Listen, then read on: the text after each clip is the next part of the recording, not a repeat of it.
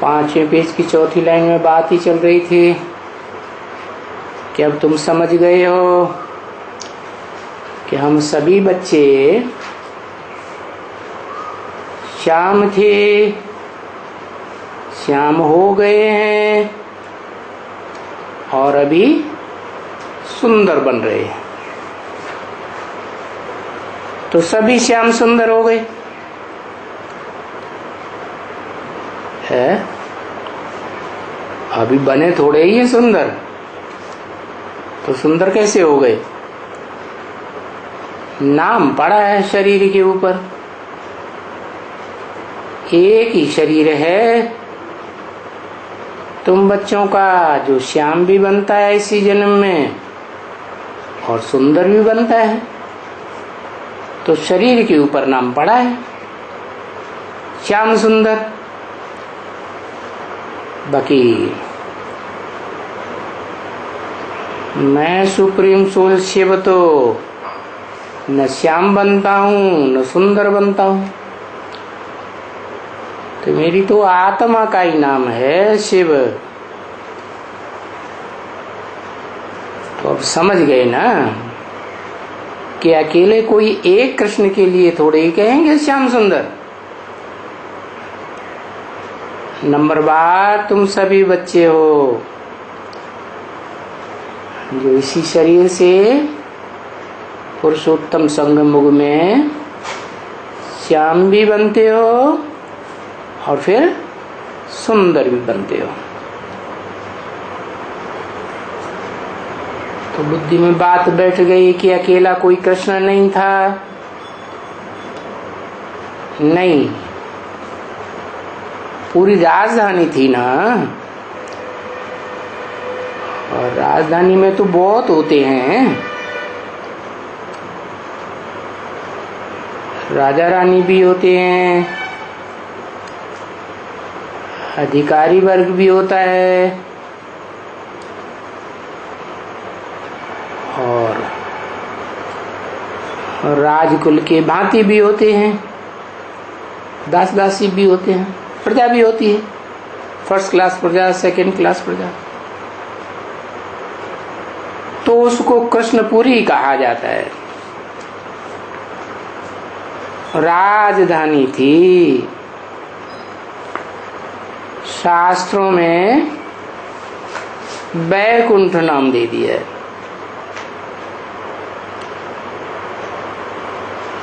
अंग्रेज लोग नाम देते हैं पैराडाइज।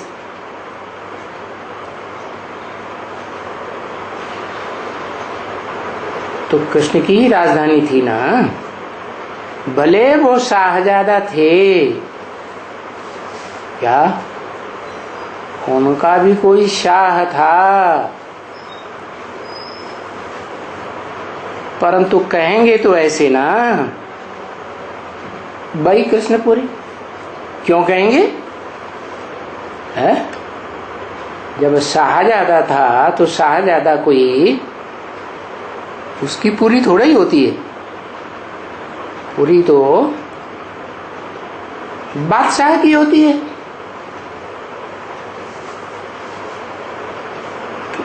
क्यों कहते हैं कृष्णपुरी बैकुंठ को है? क्योंकि उनका जो बाप था वो बादशाही करता था या खुद फकीरी वेश में रहता था। बेताज बादशाह था, बेताज बादशाह था ना। तो वो फिर बदल करके हो गई विष्णुपुरी।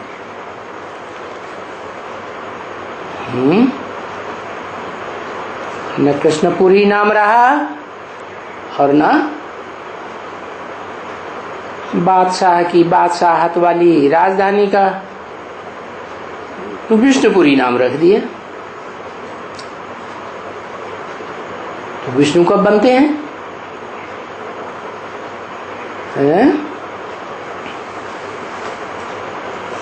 दो होते हैं, कॉम्बिनेशन होता है स्वभाव संस्कार का, तो विष्णु कहे जाते हैं। बाकी छोटेपन में तो कृष्णपुरी थी ना, और बड़े हो गए, डबल हो गए तो विष्णुपुरी हो गई।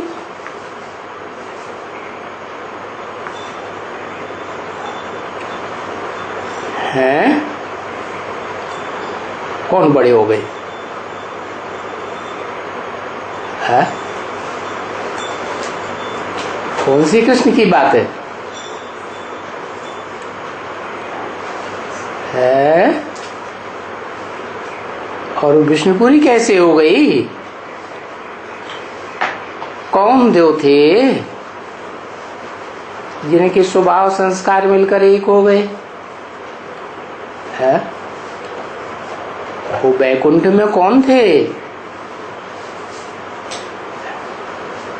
भक्ति मार्ग में विश्वनाथ शंकर को तो नहीं दिखाते हैं बैकुंठ में।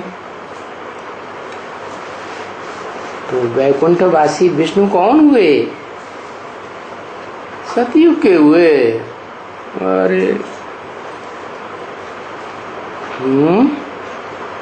सतयुग को कोई बैकुंठ थोड़ा ही कहेंगे।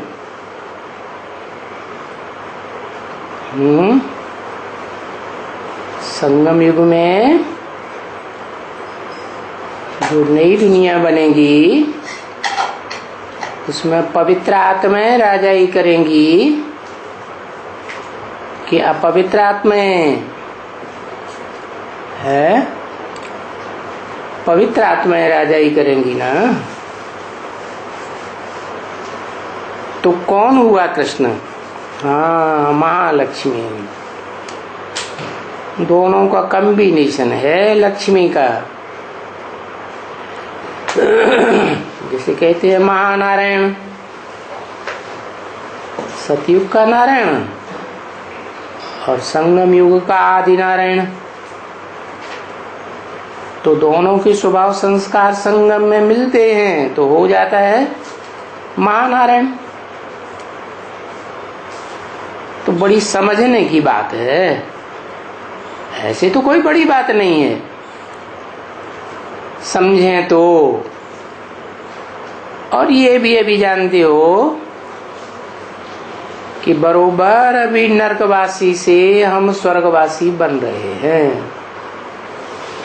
नरकवासी हैं तो श्याम हैं, स्वर्गवासी बनते हैं तो स्वस्थिति में रहने के कारण सुंदर बन जाते हैं। बाकी बने नहीं है, अभी बन रहे हैं। ऐसे तो दुनिया में कोई और नहीं है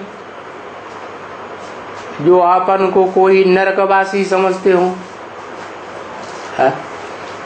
दुनिया में कोई ऐसे समझते हैं कि हम नरकवासी हैं? नहीं, स्वर्गवासी भी नहीं कहते तो नरकवासी भी नहीं समझते।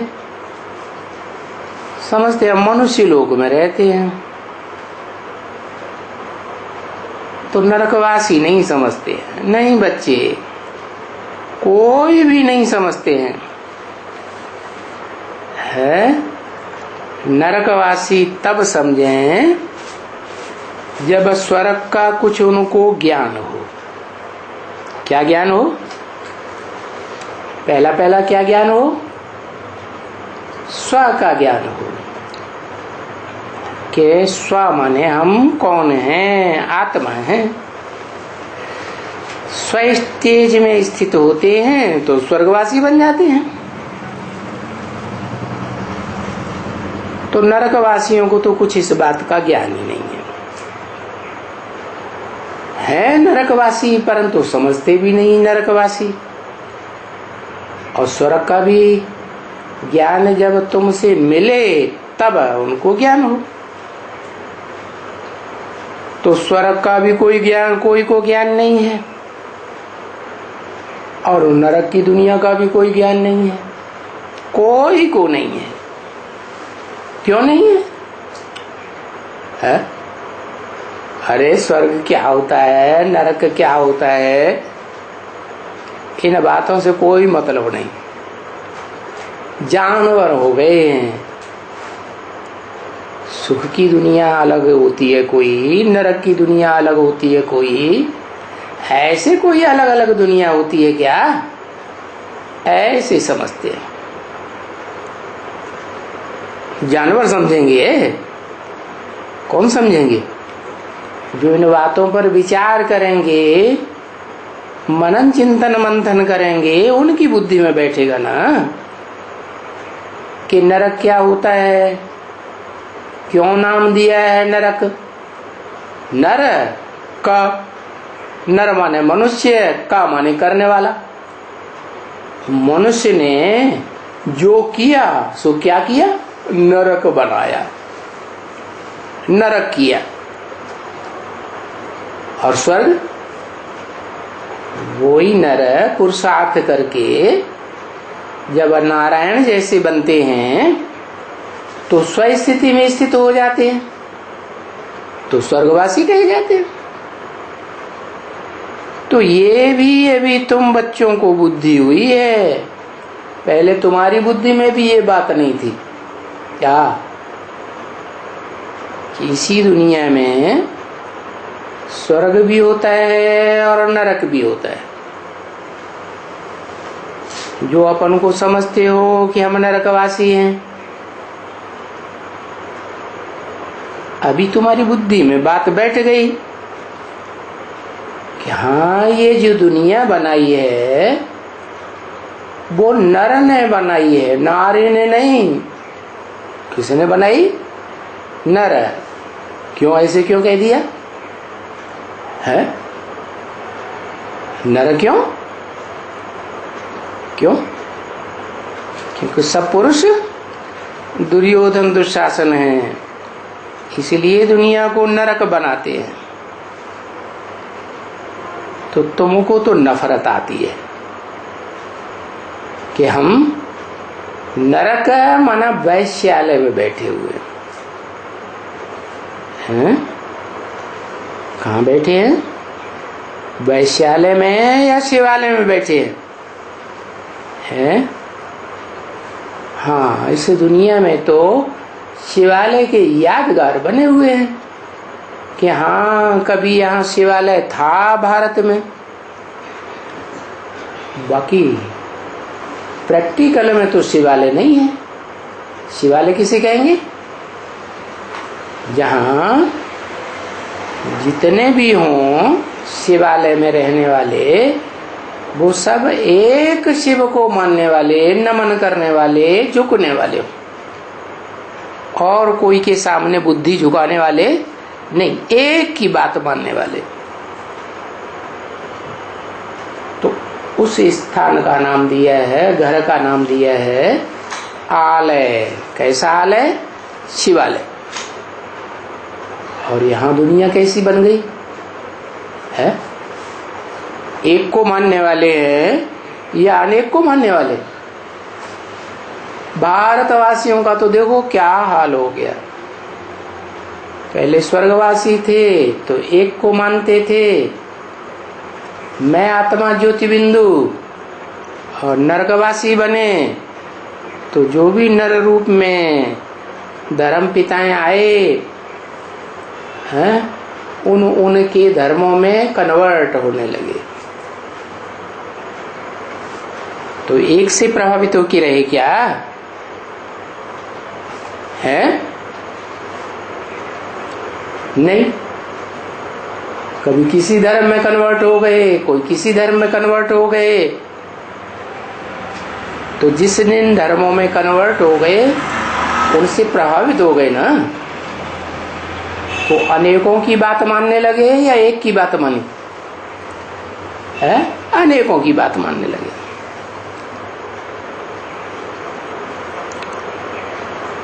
ऐसे बाबा के भी बहुत बच्चे हैं। कैसे? जिनको इस नरक की दुनिया से नफरत नहीं आती है। क्या नफरत आ जाए तो क्या हो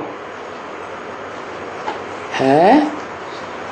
बुद्धि जो है इस दुनिया में लगेगी नहीं।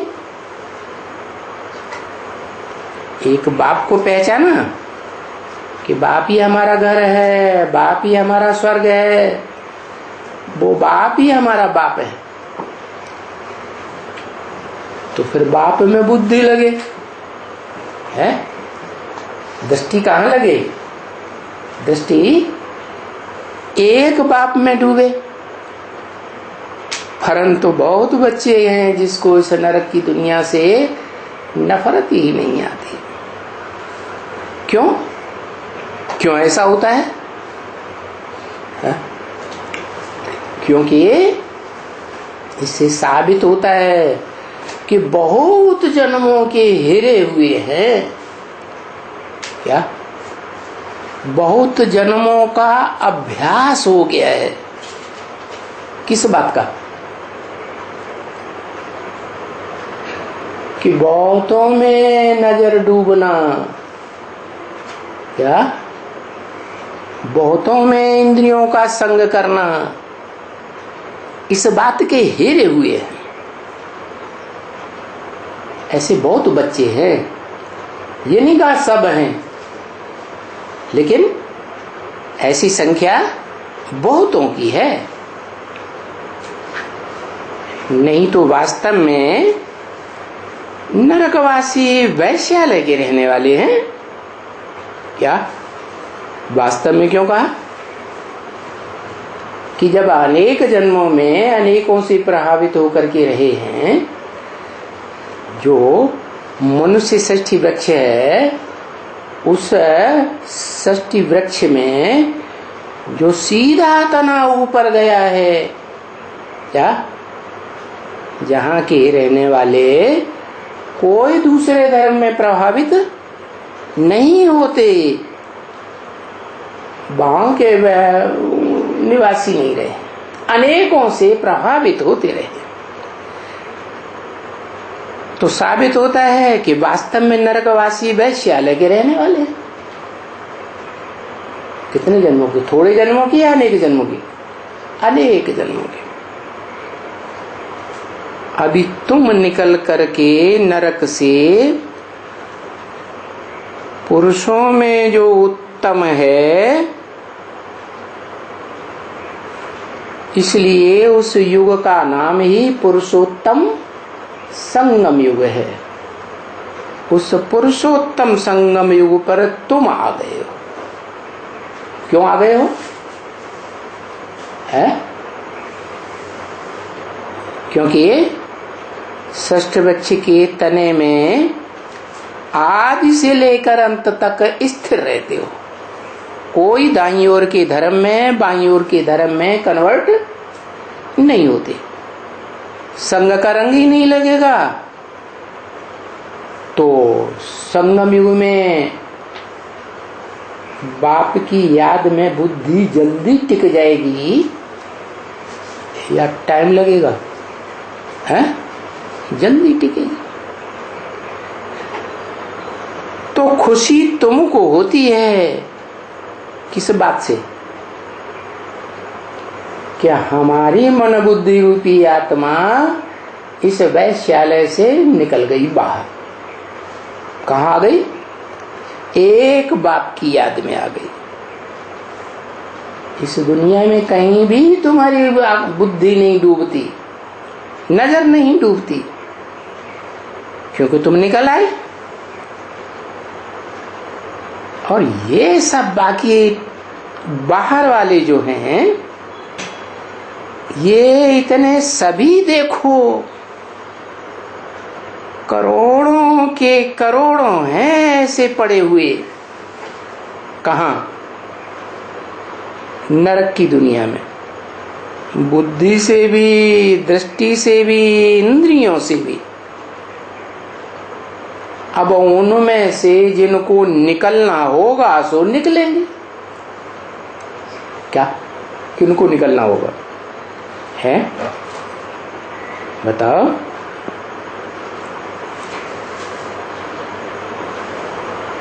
जो कन्वर्ट हुए हैं, भारतवासी थे, फिर कन्वर्ट हो गए, तो उन भारतवासियों को तो निकलना ही है नंबरवार। कोई पहले ही कन्वर्ट हो गए थे द्वापर के आदि में, तो वो जल्दी निकलेंगे या देर से निकलेंगे? है देर से निकलेंगे। उनमें भी नंबरवार हैं क्या? एक जैसे नहीं है। जो कल पहले भी निकले हैं, संगम युग पर आए हैं और पढ़ाई पढ़ी है, वो आएंगे जरूर। क्या माना? जो भी कन्वर्ट हो गए वो आएंगे जरूर। ये तो बुद्धि में है ना। तो संगम युग को भी याद करना है ना पुरुषोत्तम है। कौन सा युग है? संगम युग में पुरुषोत्तम युग। कब से कहें? है जब से पुरुषों में उत्तम पुरुषार्थ करने वाली आत्मा ब्राह्मणों की दुनिया में प्रत्यक्ष होती है, तब से कहें पुरुषोत्तम संगम युग। और उससे पहले प्रत्यक्ष ही नहीं हुई तो कहेंगे संगम युग। तो अभी तुम जानते हो कि हरेक की बुद्धि में ये बात है क्या, कि अभी हम पुरुषोत्तम बन रहे हैं। क्यों? क्योंकि हमने इस ब्राह्मणों की दुनिया में पुरुषों में उत्तम पुरुषार्थी जो आदि नारायण है उसका बुद्धि से संग किया, क्योंकि पहचान लिया। तो पूछा कौन सा पुरुषोत्तम बन रहे हैं? है पुरुषों में उत्तम नारायण बन रहे हैं, तो नारायण की तो डायनेस्टीज चली है? जैसे king Edward first, second, third अंग्रेजों में चली ना है। क्रिश्चियंस ने कृष्ण को ही फॉलो किया ना, तो ये कृष्ण की डायनेस्टी में भी ये नारायणों की पीढ़ियां चलती है।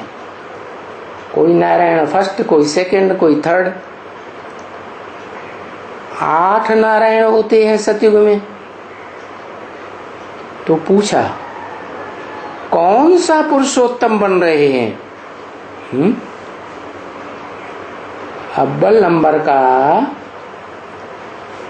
मध्यम नंबर का या लास्ट नंबर का पुरुषोत्तम बन रहे हैं? पुरुषोत्तम माने पुरुष माने आत्मा। मनुष्यों को भी कहेंगे आत्मा।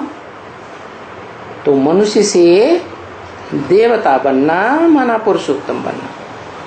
क्योंकि क्या वहां जितनी भी डायनेस्टीज होंगी सतयुग में सब पुरुषोत्तम होंगे, सब नारायण होंगे? हाँ होंगे। यथा राजा तथा प्रजा होती है। मनुष्य से देवता बनते हैं ना। और गायन भी है उनका कि भाई मनुष्य से देवता किए करत न लागी बार। क्या मनुष्य थे, उनको देवता बनने में टाइम नहीं लगा। क्यों नहीं लगा? जब संपन्न पुरुषार्थ हो जाता है तो 1 सेकंड में मनुष्य से देवता जीवन मुक्ति मिल जाती है। तो देखो महिमा भी होती है। कहाँ महिमा होती है? सतयुग में नहीं, भक्ति मार्ग में महिमा भी होती है। और बरोबर अगर विचार भी किया जाए कि स्वर्ग में तो देवताएं रहते हैं, तो महिमा क्यों होती है? क्योंकि देवताएं नाम ही है देव, देवता। क्यों? क्योंकि देने वाले हैं, किसी से कुछ लेने वाले नहीं है।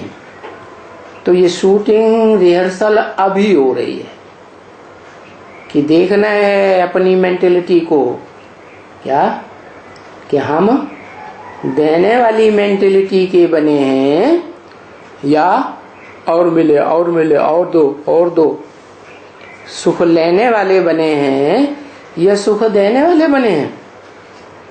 क्या शूटिंग कर रहे हैं? बाकी ये तो पक्का है कि इस समय तो कोई देवता है नहीं। क्या? ब्रह्मा से ब्राह्मण तो बने, लेकिन ब्राह्मण सो देवता अभी कोई बने नहीं है? क्यों नहीं बने? ब्रह्मा से ब्राह्मण कैसे बन गए हैं? ब्रह्मा ने जो आचरण किया वो आचरण करने वाले जीवन में ब्राह्मण बन गए, नंबरवार तो होंगे ही। बाकी देवता तो कोई नहीं बने, तो देवता कब बनेंगे? है बताया, तुम हो चोटी के ब्राह्मण। क्या? कोई जरूर? चोटी तो सबसे ऊंची होती है ना, है? और चोटी में वो लोग गांठ लगाते हैं यादगार, ब्राह्मण लोग। तो क्या बन जाता है?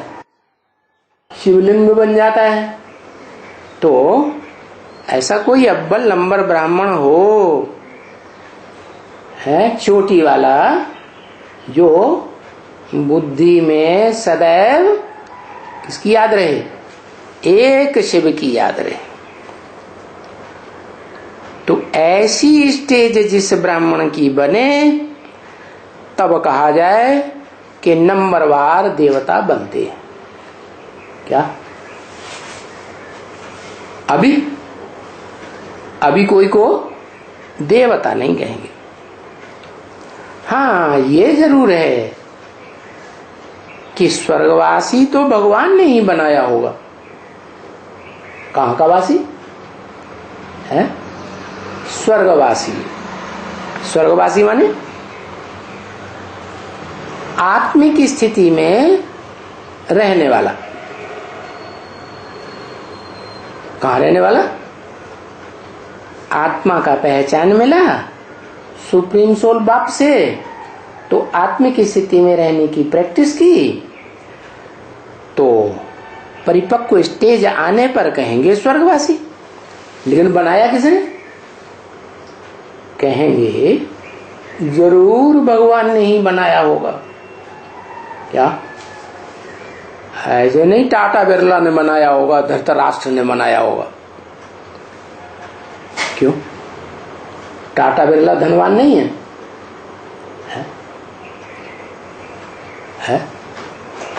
है कि नहीं? जिनके पास धन होता है तो सुख महसूस करते हैं कि नहीं? सुखी नहीं बनते हैं। लेकिन वो तो हद का धन है, आज है कल नहीं होगा। और जो ज्ञान धन है वो तो एक से ही आता है। किससे? जो जन्म मरण के चक्र में जो आत्मा कभी नहीं आती, गर्भ से जन्म लेती ही नहीं, वो एक ही शिव है जो अखूट ज्ञान का भंडार बन जाता है। क्योंकि जो जन्म मरण के चक्र में आते हैं वो तो पिछला सब भूल जाते हैं, और शिव तो जन्म मरण के चक्र में ही नहीं आता। हाँ, इस सृष्टि में आता है तो भी जिस मनुष्य तन में मुकर्रर पार्ट बजाता है तो उसके संग के रंग में नहीं आता। तो जरूर जिस मनुष्य तन के द्वारा पार्ट बजाया होगा वो मनुष्य वेशधारी ही भगवान कहा जाएगा? भगवान बिना शरीर के या शरीर के साथ? भगवान सिर्फ आत्मा, आत्मा सो परमात्मा, या आत्मा कोई शरीर मुकर्रर हो उसके साथ भगवान? तो बताया साकार और निराकार के मेल को शिव बाबा कहेंगे। तो जरूर भगवान ने ही स्वर्गवासी बनाया होगा। तो कौन हुआ भगवान है? किसे कहें? सतयुग के कृष्ण को भगवान कहें? नहीं। क्यों नहीं कहें? क्योंकि पहले जन्म से ही वो देह का सुख लेना आरंभ कर देता है, इंद्रियों का सुख लेना वो परंपरा चला दी।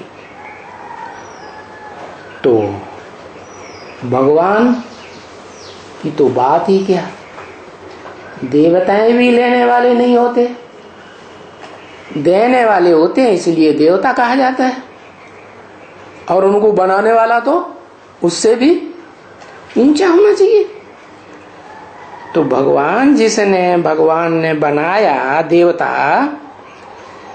अभी तुम जानते हो कि हम उस भगवान से, मनुष्य से देवता बन रहे हैं। ऐसे भी विवेक तो कहते हैं ना कि स्वर्गवासी तो बाप ही बनाएंगे ना। कौन? कोई दूसरे संबंधी, नाना, चाका, चाचा, काका, ताऊ, वो कोई नहीं बनाएंगे। स्वर्ग का वर्षा तो बेहद का बाप है ना, तो बेहद का बाप ही स्वर्ग का वर्षा देगा। बेहद का बाप बेहद का वर्षा देगा, और हद के बाप हद का एक जन्म का वर्षा देते हैं। तो ये विवेक की बात है ना। स्वर्गवासी बाप ही बनाएंगे, ऐसे क्यों कहा? दूसरा कोई क्यों नहीं बना सकता है? नहीं बना सकता? क्यों?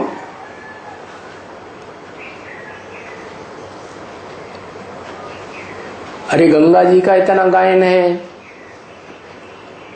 पतितों को पावन बनाया, तो वो नहीं बना सकती है? क्यों नहीं बना सकती? दूसरे देवताओं का भी गायन है, तो वो स्वर्गवासी नहीं बनाने का पुरुषार्थ करते है?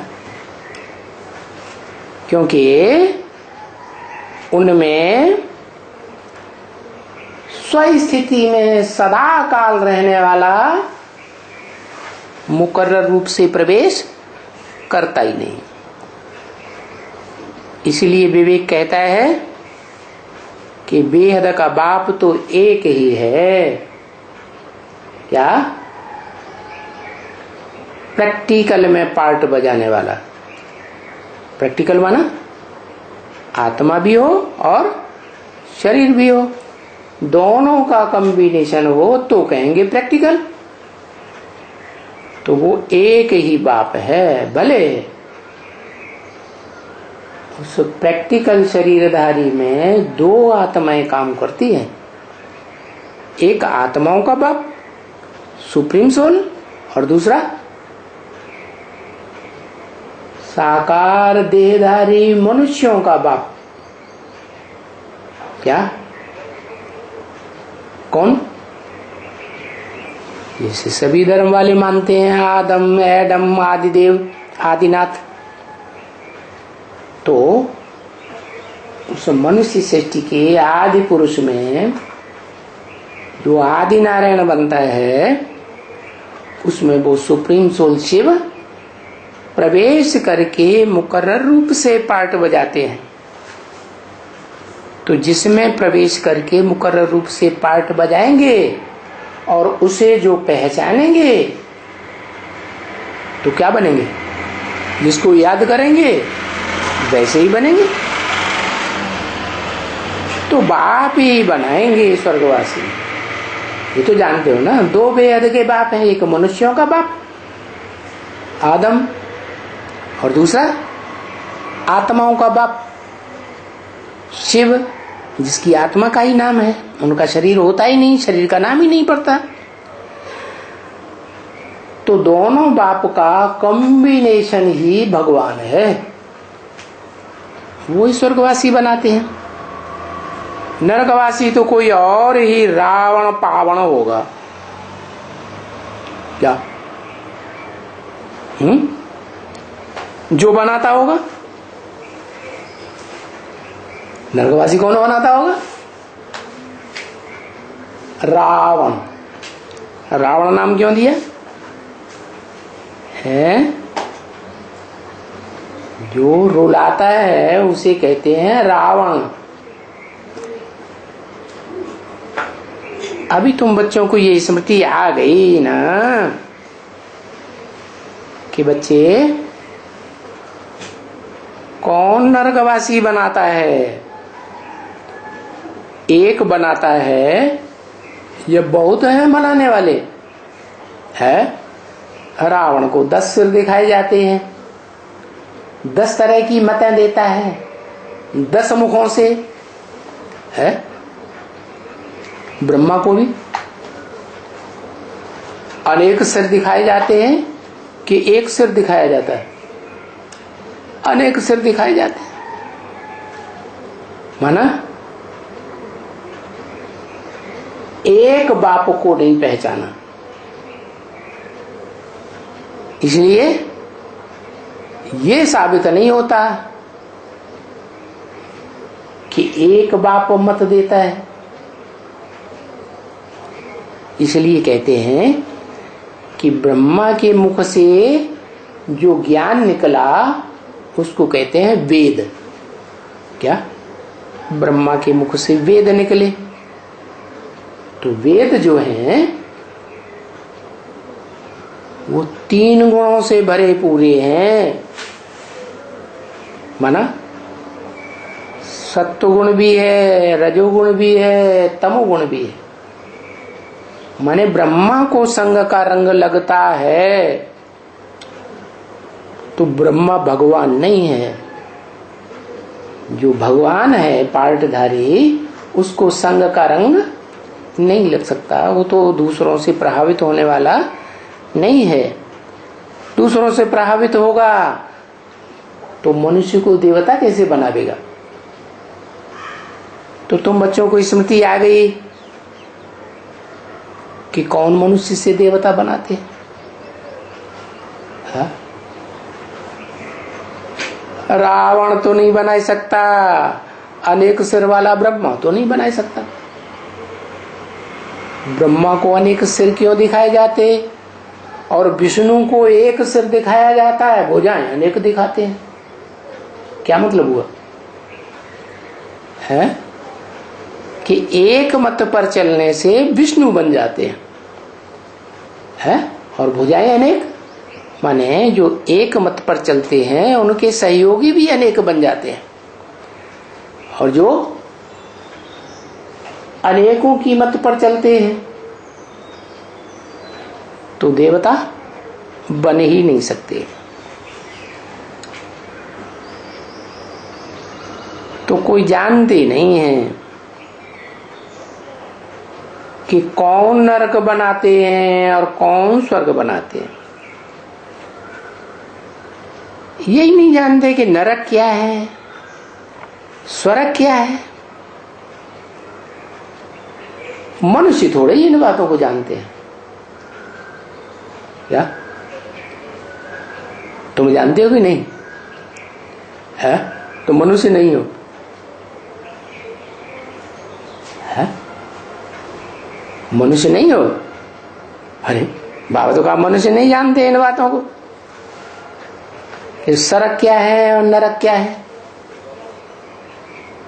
तो मनुष्य हैं तो नहीं जानते है?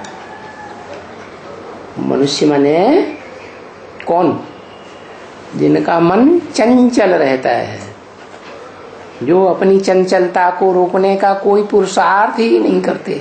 पता ही नहीं है कि मन को कैसे स्थिर हम करें। और तुमको तो पता हो गया, क्या क्या पता हो गया कि मन को कैसे एकाग्र किया जाए। तुम्हें तो वो ज्ञान मिल गया ना, एकाग्र करने वाला। और मनुष्य मात्र तो मन को एकाग्र करने के लिए क्या क्या सिखाते रहते हैं।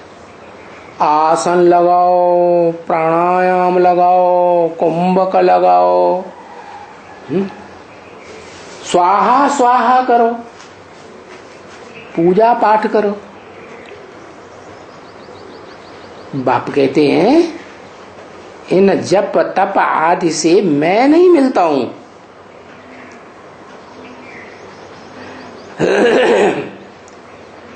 नहीं तो वो दुनिया वाले कहते हैं इसी दुनिया में नरक है और इसी दुनिया में स्वर्ग है। ऐसे क्यों कहते? क्योंकि थोड़ा सा क्षणभंगुर सुख मिल जाता है तो हमने सुख स्वर्ग का भोग लिया, बड़ा सुख में पहुंच गए। फिर अभी अभी सुख अनुभव करते हैं और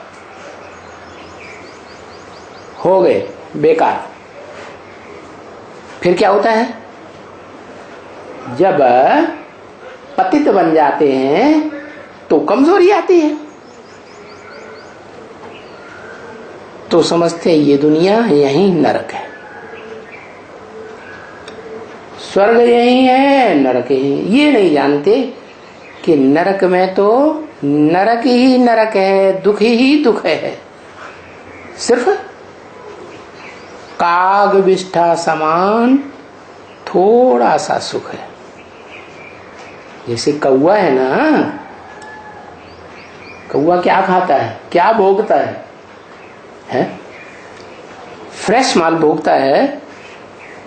कि मनुष्य जो कुछ खाते हैं और खाने के बाद जो कचरा गिर जाता है उसको कौवा खा लेता है। तो नरक में क्या खाते हैं? स्वर्ग में देवताओं ने जो सुख भोगे थे इंद्रियों से, वो ही इंद्रियां नरक में जो मनुष्य आत्माएं जन्म लेती हैं स्वर्ग वाली, तो उनके शरीर भी ऐसे ही हो जाते हैं। क्या स्वर्ग में सुंदर शरीर होते हैं या नरक में होते हैं?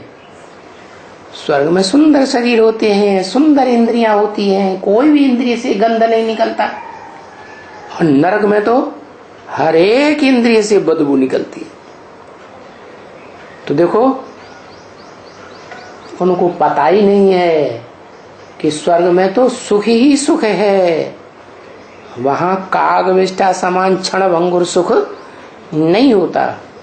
और इस दुनिया में तो नरक ही नरक है।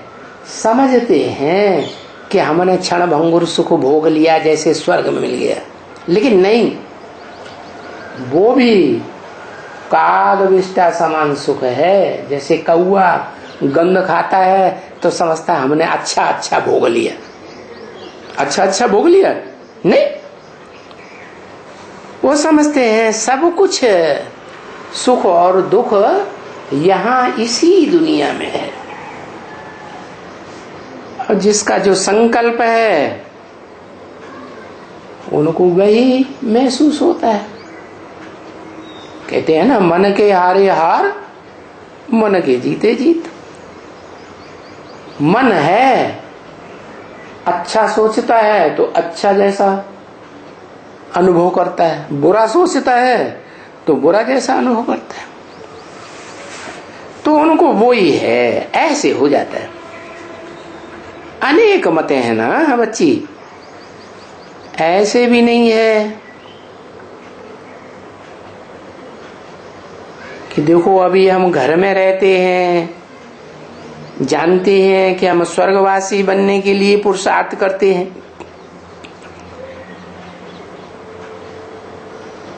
हम अपने बच्चे को शादी करा करके यहां रखते हैं इस दुनिया में, नरकवासी बनाते हैं। क्योंकि जब तक कुमार है तब तक तो नहीं कहेंगे नरकवासी है,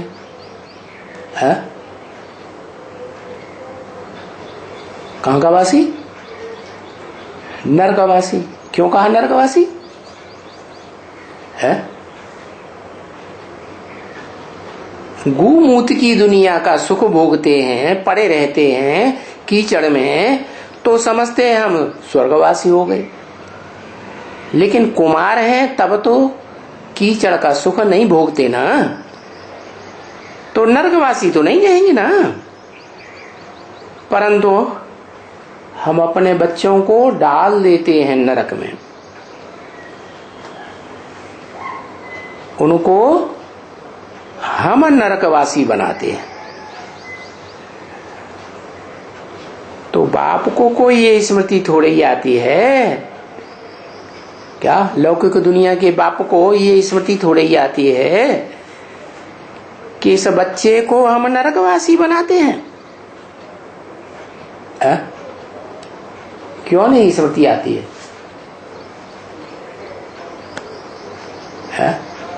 जैसे खुद होंगे वैसा ही दूसरे को बनाएंगे।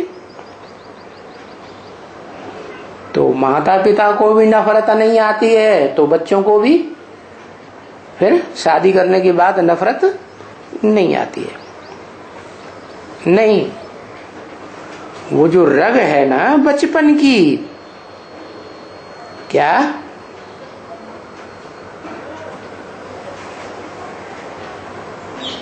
बच्चा है ना, वो रग टूटती नहीं है। कौन से बचपन की रग है? इस दुनिया में कब कहे हमारा बचपन?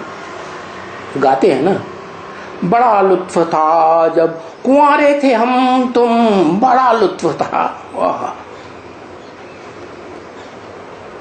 तो इस दुनिया में जब तक आत्मा बचपन में रहती है तो स्वर्ग में अनुभव करती है। बच्चे की बुद्धि चलती है? चलती है? कोई बुद्धि नहीं चलती। बच्चा तो बच्चा। फिर बड़े हो जाते हैं तो अकल संग के रंग में चलने लगती है।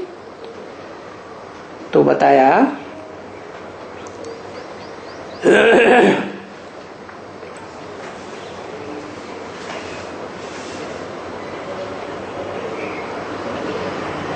बहू भी नरकवासी बन जाती,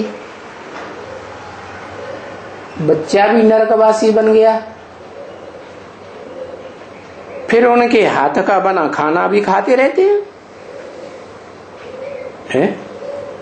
हाथों से और आंखों से वाइब्रेशन निकलते हैं ना। क्या खाना बनाएंगे?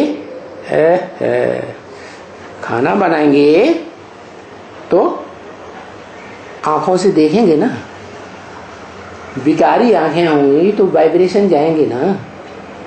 हाथों से भी वाइब्रेशन निकलते हैं।